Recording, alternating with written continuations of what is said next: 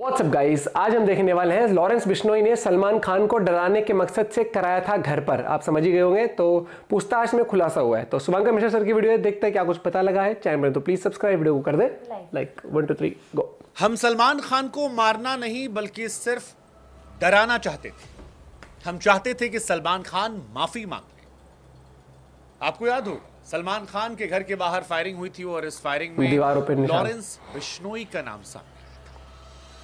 लेकिन अब जो नई खबर सामने आई है वो ये है कि पुलिस ने जिन लोगों को गिरफ्तार किया है वो ये कहते हैं कि वो सलमान को मारने के इरादे से कभी आए ही नहीं थे। वो सिर्फ चाहते थे कि सलमान के घर के बाहर जब गोलियां चलें तो सलमान खान के अंदर खौफ पैदा हो जाए, सलमान खान डर जाएं और वो लॉरेंस की बात मानकर माफी मांगे। क्योंकि अगर वो माफी नहीं मांगते हैं तो जो अंजाम लॉरेंस ने उन्हें भुगतने के लिए कहा है वो अंजाम उन्हें भुगतना पड़ेगा। आप सभी को याद होगा सलमान खान के घर के बाहर फायरिंग हुई थी और उस फायरिंग को लेकर मुंबई पुलिस ने हरियाणा से अब एक और संदिग्ध को गिरफ्तार किया है। पुलिस की तरफ से इसका नाम तो नहीं बताया गया है, लेकिन पुलिस मुंबई ले गई इसे और जब पूछताछ हुई तो पता चला कि इसी ने तो कर लेते पुलिस जब चाहे। विक्की और सागर को फायरिंग के लिए 1 लाख रुपए दिए थे। इसके बाद कहा गया था कि जब तुम फायरिंग करके लौटोगे और मकसद कामयाब रहा, डर पैदा हुआ तो तुम्हें और पैसे दिए जाएंगे। और ये सारी घटना लॉरेंस बिश्नोई के अमेरिका में बैठे भाई अनमोल बिश्नोई के द्वारा करवाई गई थी। ये जानकारी इससे पहले 16 अप्रैल को पुलिस ने 2 और आरोपी सागरपाल और विकास उर्फ विक्की को गिरफ्तार कर लिया था गुजरात से। दोनों बिहार के रहने वाले थे। इन दोनों ने ही हरियाणा के संदिग्ध का नाम जो है वो पुलिस को बताया था और इन दोनों की तरफ से कहा गया था कि सारी जानकारियां फायरिंग जुड़ी इसे दी गई थी। पुलिस ने सागरपाल के भाई सोनूपाल सहित कुल 7 लोगों को मुंबई पूछताछ के लिए बुलाया है और इनसे पूछताछ की जा रही है। मुंबई क्राइम ब्रांच के अधिकारियों ने बुधवार को बताया कि दोनों आरोपी सलमान खान को मारना नहीं चाहते थे बल्कि सिर्फ डराना, खौफ पैदा करना इसी वजह से घर के बाहर ताबड़तोड़ फायरिंग जो है वो कर दी गई थी। हालांकि सलमान खान के परिवार ने सुरक्षा को लेकर चिंता जरूर जाहिर की थी। एएनआई के हवाले से बताया गया कि क्राइम ब्रांच की टीम ने सलमान खान का बयान दर्ज किया है। उन्होंने अपने परिवार की सुरक्षा को लेकर चिंता जाहिर की है। साथ ही सवाल उठाए हैं कि आखिर इतनी ज्यादा पुलिस सुरक्षा के बीच मुंबई के इतने पॉश इलाके में ये फायरिंग कैसे हो गई, क्या बिल्कुल भी खौफ नहीं है? इन आरोपियों के बारे में जानकारी जो आई है वो ये है कि 2 आरोपी हैं जिन्हें पुलिस ने पकड़ा है। एक का नाम विक्की गुप्ता है, दूसरे का नाम सागरपाल है। बिहार के रहने वाले हैं। सलमान के घर और पनवेल स्थित फार्म हाउस की रेकी की थी और इसी के बाद 5 राउंड की फायरिंग की थी। आरोपियों ने जिस पिस्टल से फायरिंग की उसे रिकवर अब तक नहीं किया जा सका है। गुजरात के भुज से गिरफ्तार किया गया था। मुंबई की किला कोर्ट ने 10 दिन की रिमांड पर भेजा है। इन दोनों की जो गिरफ्तारी है वो मुंबई क्राइम ब्रांच ने सोमवार देर रात गुजरात के भुज से की थी। उन्हें मंगलवार दोपहर मुंबई लाया गया।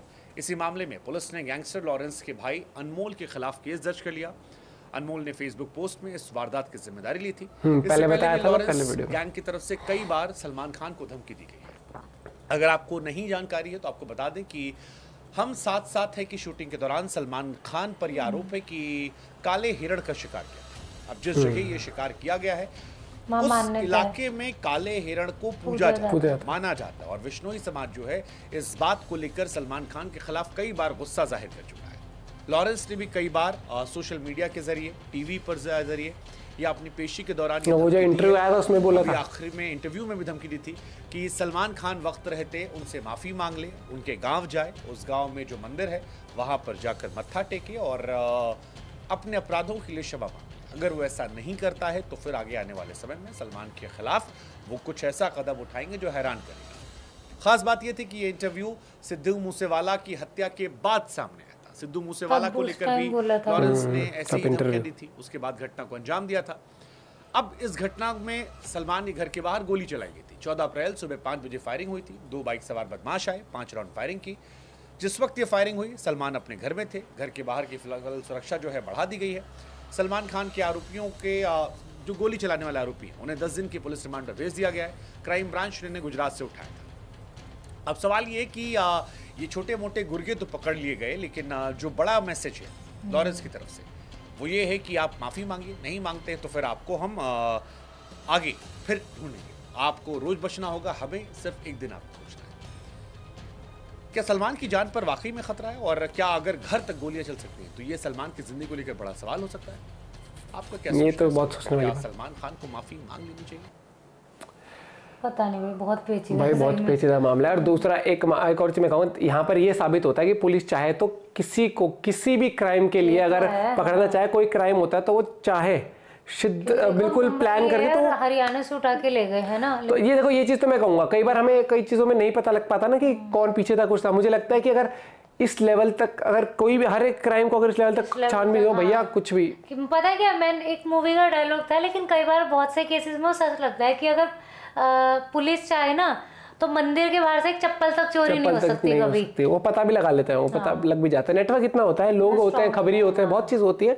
बाकी देखो भैया, अब यहाँ पर क्या आगे डेवलपमेंट होती है क्या बताए। लग भी नहीं रहे थे, ऐसा लग रहा था एकदम ऐसे नहीं, लेकिन घर तक पहुंच जाना, घर पे ऐसे कर देना खुले आम, वो भी तो इस तरह की उसमें, क्योंकि यार वहां तो मतलब हमेशा देखा है इतनी सिक्योरिटी, और ऐसे नहीं सिर्फ गेट पे ही, आसपास भी मतलब इनके तो इतने लोग रहते हैं।